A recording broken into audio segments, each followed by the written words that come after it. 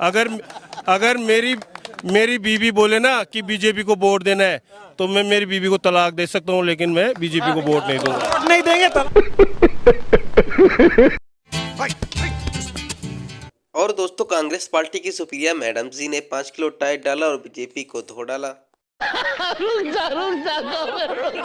54% पिछड़ा वर्ग है तेलंगाना में, मात्र 3 मंत्री हैं। ये प्रतिनिधित्व है। आपने 45% फंड एससी का, 48% फंड एसटी का, 25,000 करोड़ रुपए ओबीसी फंड के इधर उधर डाइवर्ट कर दिए। वो गबन हो गया, पता ही नहीं चला वो पैसा कहां गया। केसीआर तो बहुत ताल ठोक के कहते थे कि पहला चीफ मिनिस्टर दलित चीफ मिनिस्टर बनेगा, कुर्सी से ऐसा चिपके कि दलितों को ही भूल गए तेलंगाना के। तो मेरा अपना मानना यह है कि जो सरकारें बनती हैं वो लोगों के काम करने के लिए बनती हैं, लोगों की समृद्धि के लिए बनती हैं, लोगों के भले के लिए बनती है। लेकिन यहां पर सरकार सिर्फ और सिर्फ एक परिवार के लिए, बेटे के लिए और दामाद और लड़की के लिए चल रही है। असलियत यह है, यहां की सरकार ने सिर्फ अपनी तिजोरियां भरने का काम किया है। ये भगवान क्या जुल्म है। मैं आपको ये न्यूज़पेपर क्लिप दिखाना चाहती हूं। ये कांग्रेस की असलियत है। आज वो शुभ दिन है जब हमारी कर्नाटका की सरकार को 6 महीने हो गए। आधा साल एनिवर्सरी है आज हमारी, 6 महीने की एनिवर्सरी है। और न्यूज़पेपर में आपने ये ऐड देखा होगा। ये असलियत है कांग्रेस की सरकार की। 6 महीने पहले हमारी सरकार बनी थी और 5 बड़ी गारंटी हमने कर्नाटका के लोगों से करी थी। आपके बगल में कर्नाटका है, कर्नाटका के तमाम नेता यहां आए, आप उनसे पूछिएगा, अपने रिश्तेदारों से पूछिएगा। वहां पर 5 बड़ी गारंटी करी थी और सारी गारंटी पहली कैबिनेट मीटिंग में पूरी करी और आज उसका लोगों को लाभ मिल रहा है। गृह लक्ष्मी, गृह ज्योति, महिलाओं को मुफ्त बस सेवा, तमाम ऐसी चीजें थी। हमने अनाज देने की कोशिश करी, केंद्र सरकार ने रोड़ा लगाया, हमने उतना पैसा ट्रांसफर कर दिया बैंक अकाउंट में। तो सरकारें इसलिए चुनी जाती हैं कि जो आपने किया है वो आप करके दिखाएंगे, जो आपने कहा है वो आप करके दिखाएंगे। यहां पर तो मुझे ऐसा कुछ नहीं होता हुआ लगता है। सारे शहर को आपके पास इतना पैसा है जितना भगवान नहीं छाप सकते। आपने सारे शहर को अपनी पोस्टर, अपनी होर्डिंग से जरूर भर दिया होगा। लेकिन असलियत यह है कि गांवों में, देहातों में, शहरों में युवा, महिला, किसान, बेरोजगार परेशान है और वो बदलाव चाहता है। अभी मजा आएगा ना। गहलोत को बहुत भरोसा है कि उनकी जो गारंटी है वो उनको दोबारा सत्ता में वापस लाएंगे। देखिए, जिस व्यक्ति की खुद ही की गारंटी न हो, अभी तो वो तय नहीं है कि हाईकमांड उनके लिए क्या सोचता है। वो हर रोज अलग अलग ज्योतिषी को पूछते हैं कि भाई मेरे सितारे कैसे हैं। तो जो इनकी खुद की कोई गारंटी न हो, उसकी गारंटी भला कौन मानेगा। और हमने कोई गारंटी दिए बगैर 9 साल के अंदर 60 करोड़ गरीबों के लिए ढेर सारा काम किया है। इंफ्रास्ट्रक्चर को राजस्थान के लगभग मोदी जी ने ग्रांटीनेट, डेवल्यूशन और योजनाओं का टोटल 15 लाख करोड़ रुपया राजस्थान में भेजा है, जबकि कांग्रेस की 10 साल सरकार में 2 लाख करोड़ आया था। राजस्थान की जनता को ये सब मालूम है। और जहां तक वादों का सवाल है, हमने कोई वादा करे बगैर सारी चीजें की है। गरीब को घर दिया है, घर में पानी दिया है, गैस दिया है, शौचालय दिया है, 5 किलो अनाज दिया है, 5 लाख तक का स्वास्थ्य का पूरा सुविधा दिया है। ये सारी चीजें नरेंद्र मोदी जी ने ही दी है। तो जो आप पूरे लगभग राजस्थान आपने घूमा, रोड शो भी किया, तो वहाँ पे क्या माहौल लग रहा है बीजेपी? बहुत बड़े बहुमत के साथ भारतीय जनता पार्टी राजस्थान में भी जीतने जा रही है। और आज मैं नाथद्वारा में आया हूँ, इस बार सीपी जोशी बड़े बहुमत के साथ हारने जा रहे हैं। करप्शन को बड़ा मुद्दा बनाया आप लोगों ने, और हमने नहीं बनाया, उन्होंने बहुत करप्शन किया है। तो मुद्दा तो चुनाव में बन ही जाएगा। अगर सेक्रेटरीट से 2.5 करोड़ रुपया और 1 किलो सोना मिलता है तो किस प्रकार की ये सरकार चल रही है। आजाद भारत की निकम्मी में निकम्मी सरकारों में भी ऐसा नहीं हुआ है।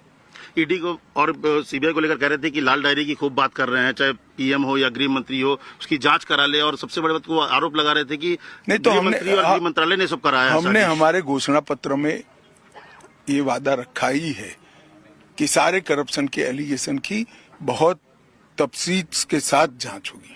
लाल डायरी को लेकर कह रहे कि साजिश रचा जो गया है वो गृह मंत्रालय। अब अगर उनके मंत्रिमंडल के साथी ही कुछ करे और हमने साजिश कराए तो सरकार का कोई अस्तित्व ही नहीं है। एक सवाल की वो बार बार ये कह रहे हैं कि बीजेपी इसलिए बार बार ध्रुवीकरण की तरफ जा रही है क्योंकि उनके पास कोई ऐसा मामला नहीं है, कोई मुद्दे नहीं है, इसलिए वो ध्रुवीकरण बीजेपी ने नहीं किया है। जब कन्हैयालाल तेली को दिन दहाड़े उदयपुर में मारा जाता है तो अपने आप ध्रुवीकरण होता है। रतनलाल सोनी को दिन दहाड़े आप मार दोगे, कृष्णा वाल्मीकि को रोड पर मार दोगे तो अपने आप ध्रुवीकरण होगा। इनको मालूम नहीं है ये देश की जनता जिंदा जनता है, ये कोई मुर्दा नहीं है। रिएक्शन आता है, सबके कलेजे में आग लगती है जब इस प्रकार से सरेआम हत्याएं होती है। आखिरी सवाल की अशोक गहलोत कह रहे हैं कि आप किसी कैंडिडेट पर नजर मत डालिए, समझिए कि 200 सीट पर मैं ही लड़ रहा हूं, मेरे नाम पर वोट तो बहुत अच्छा है, पूरा बंटाधार हो जाएगा अगर इनके नाम से लड़ते। और विनीता कैसी हो? एकदम ठीक। तुम बताओ कैसी हो? मैं भी ठीक हूँ, बड़े दिन बाद दिली। हाँ यार, टाइम नहीं बनता है। 3 मिनट। और तो क्या माहौल चल रहा है? बस चुनाव का माहौल है। किसको वोट देने वाली हो? क्या सोचा है? क्या सोचे वोट का? हर बार तो रिवाज है बदलने का। अरे चेंज मत करना, कोई बदलना नहीं है। अगर बदल दोगे तो जो 500 का सिलेंडर जो ऑनलाइन बचा वो हो जाएगा बंद। ऊपर से 10,000 की जो गृह लक्ष्मी गारंटी है वो भी हो जाएगी बंद। ऊपर से मोबाइल भी बंद हो जाएगा। फिर कैसे चलेगा घर का बजट? ये भगवान, मैंने तो ये सोचा ही नहीं था। मोबाइल फोन चला जाएगा, ये सिलेंडर भी 500 में नहीं मिलेगा, 10,000 की गारंटी गृह लक्ष्मी वाली वो भी नहीं मिलेगी। नहीं नहीं नहीं, मैं तो कांग्रेस को ही वोट दूंगी। सारे जो अच्छे काम है बहनों और भाइयों, ये भाजपा बंद कर देगी। याद रखिए, ना ओपीएस आपको पुराना पेंशन स्कीम मिलेगा, ना आपको ये राहत मिलेगी, ना आपके कर्ज माफ होंगे, ना आपके बिजली के बिल कम किए जाएंगे, ना ये जो सारी जो आपको ये जो निःशुल्क स्वास्थ्य की सुविधाएं मिलती हैं। मालूम है मध्य प्रदेश में स्वास्थ्य की अगर सुविधा चाहिए तो सिर्फ प्राइवेट में जा सकते हैं, क्योंकि जो सरकारी व्यवस्था है वो तकरीबन ठप हो गई है। यहाँ पे आपको बहुत सुविधा मिलती है। यहाँ पिछली बार मैं आई थी तो मैं किसी से मिली थी जिनका जो हार्ट की सर्जरी है वो सरकार ने कराई और उनको 1 पैसा नहीं देना पड़ा। तो देखिए, लंबी बातें कर सकती हूँ, लेकिन मोटी मोटी बात यह है कि आपको पहचानना पड़ेगा कि आपकी भलाई के लिए कौन काम करता है। इसके लिए जागरूकता की जरूरत है। आपको जागरूक बनना पड़ेगा और आपको खुद तय करना पड़ेगा कि आपके लिए आपको कैसी सरकार चाहिए। 5 सालों के लिए आपको ऐसी सरकार चाहिए जो आपको राहत दे, जो स्वास्थ्य सुविधाएं, शिक्षा की सुविधाएं, नौजवानों के लिए रोजगार और इन सबको मजबूत करे, या फिर आपको ऐसी सरकार चाहिए जो आपके जज्बातों से खेले, धर्म का नाम ले, जाति का नाम ले, लेकिन आपके लिए कुछ काम करके नहीं दिखाए। बीजेपी की बात करते प्रधानमंत्री जी, रक्षा मंत्री, आपके गृह मंत्री, वित्त मंत्री, सारे देश के काम छोड़ के अब तेलंगाना आ गया। आज के अखबारों में पूरा लिखा है कि कौन कौन जो है आज यहाँ पर है।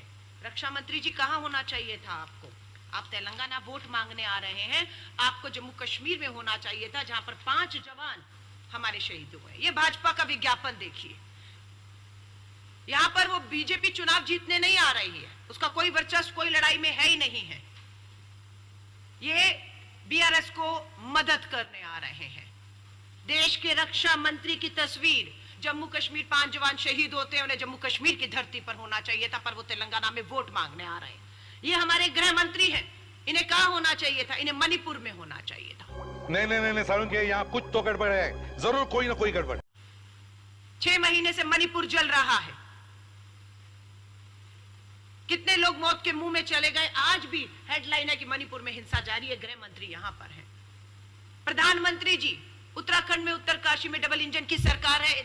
40 से अधिक हमारे मजदूर पिछले 12 दिन से सुरंग में फंसे हुए जिंदगी और मौत से जूझ रहे हैं। कोई चिंता है प्रधानमंत्री जी को?